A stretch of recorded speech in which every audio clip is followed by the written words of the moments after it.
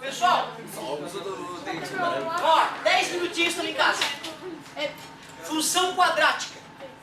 Nós já temos uma bagagem de função quadrática. A nossa apostila, por ser moderna, por ser top, ela tenta fazer o aluno relembrar na marra por conta própria cada coisa. Então as questões primeiras que abrem os capítulos são longas, para o aluno refletir, bonitinho, e nós vamos fazer algumas delas. Já selecionei 5 questões para te fazer. 1 e 5 da página 10, 1 e 2 da página 16 e a página 18, que é uma questão só, a página 18. Eu vou fazer uma revisão muito rápida para que tu tenha condição de fazer essa brincadeira. Primeiro, o que é uma função quadrática? Uma função de segundo grau. Uma função de segundo grau tem que cara, matematicamente falando? Ax ao quadrado mais bx mais c. O que tu sabe sobre o a? Ele é o coeficiente angular. Ele era o coeficiente angular da equação de primeiro grau. Y igual a x mais b. Agora ele não tem um nome especial. Ele é o coeficiente do termo que está elevado ao quadrado. Mas o que ele me revela sobre a função quadrática? A parábola. Quando A é negativo, concavidade voltada para baixo, sorrisinho fica triste. Quando é positivo, o cara fica feliz, né? O sorrisinho fica voltado para cima, lembra disso? Vai ter um dos exercícios que vai cobrar isso. Vai perguntar se o gráfico tem a concavidade voltada para cima ou para baixo. Basta tu olhar o sinal do morreu.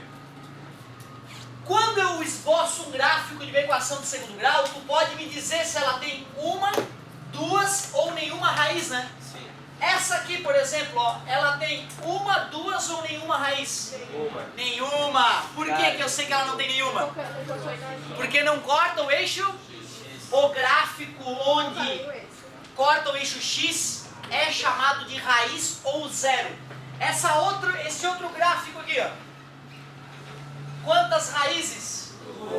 Duas. Esse, por exemplo, poderia ser o x' e aquele ali o x, duas linhas.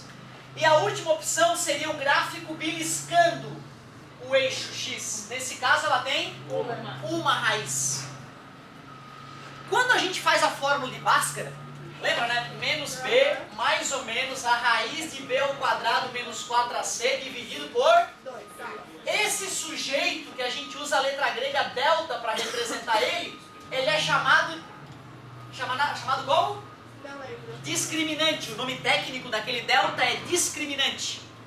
Vocês aceitam que o valor do discriminante pode me antecipar se o gráfico vai cortar o eixo x em 2 pontos, 1 ponto ou em nenhum ponto? Sim. Quando delta é negativo? Cair para baixo. Quando delta é negativo, cuidado, hein? Pode ser o sorriso para cima ou o sorriso para baixo, só que não encosta no eixo x. Porque ser para cima ou ser para baixo não é o delta que interfere, é o a. Não foi que nós revisamos agora há pouco? Quando o delta é igual a zero, esse aqui é sem raiz real, não corta o eixo x, não é isso? Quando tem o delta, uma raiz é quando belisca, seja com a concavidade voltada para cima ou para baixo. E quando o delta é maior que zero, duas raízes reais. Por que eu tenho que escrever raízes reais? Porque as raízes poderiam ser imaginárias.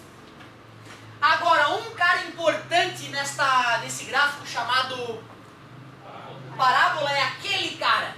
Aquele cara é um cara muito importante, chamado de vértice. Tu vê que tem uma galerinha que mesmo depois das férias está com a coisa na ponta da língua, hein? Fica orgulhoso. O vértice tem as suas coordenadas, o x do vértice e o y do vértice. Eu preciso, para uma das questões, que tu saiba achar o x do vértice e o y do vértice.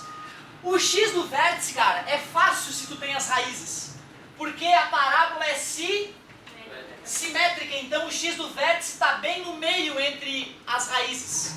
Então tu pode somar as raízes e dividir por 2.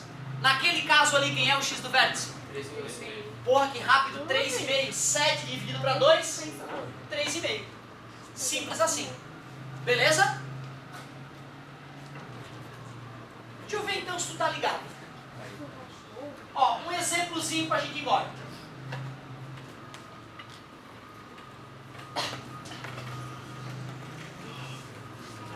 Quais são as raízes? Ou, quais são os pontos onde aquela equação corta o eixo x?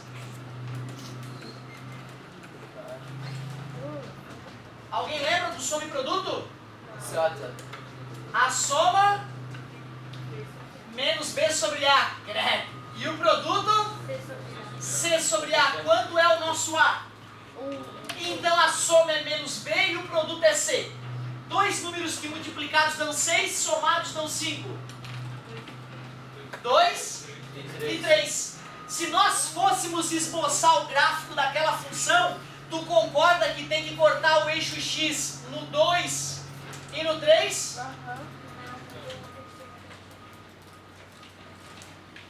2 e 3, não é? E no eixo y? É 6. Parabéns, garoto. Aqui deveria ser 6, né? Como é que tu descobriu isso? É, o C é O termo independente, né? Quando o x é 0, o y fica... Tu viu, cara, como a gente esboçou o gráfico sem sofrimento nenhum? Foi só achar as... que é onde corta o eixo x e olhar pro termo... independente. Já descobrimos onde corta o eixo y. Para deixar o esboço ninja, seria legal colocar as coordenadas do... Quem é essa coordenada aqui? É 2,5. 2,5. 2 mais 3, 5. Divide por 2, 2,5. E agora alguém me ajuda, como é que eu obteria o y do vértice? Oh, aí tu é lá em cima. O amigo queria que eu usasse a fórmula do y do vértice, menos delta sobre 4a. Que eu cheguei a comentar um dia com vocês. Mas tem uma maneira mais simples, tô orgulhosíssimo. Não é essa a lei matemática dessa função? Eu já não sei o x, que é 2,5. Eu posso substituir o x e achar quem é o y do vértice, né? Vamos fazer a conta? 2,5 ao quadrado, menos 5 vezes 2,5 mais 6. 6,25 menos 12,5 mais 6. Esse com esse vai dar 6,25 mais 6. O y do vértice deu menos 0,25. Descobri quem é aquele cara ali, ó. É menos 0,25. Tu acha que esse y do vértice é o valor máximo ou é o valor mínimo da função? Mínimo. Mínimo, né? Porque ele está na parte mais baixa, né? Essa função tem valor máximo? Não, né? Porque aquele gráfico tende ao... Logo, sempre que a concavidade está voltada, o y do vértice é o valor. Já quando a concavidade está voltada para baixo, o y do vértice seria o valor... Ah, uma puta de uma revisão. A tua tarefa ela é infinitamente mais simples do que a nossa super revisão. Se tu quiser, já dá uma lida nas questões e me chama aí para tirar uma dúvida nesse 1 minuto que falta. Muito obrigado. Acabou! Valeu, galerinha. Muito obrigado pela paciência, pela atenção. Não usem drogas, usem preservativo e até amanhã.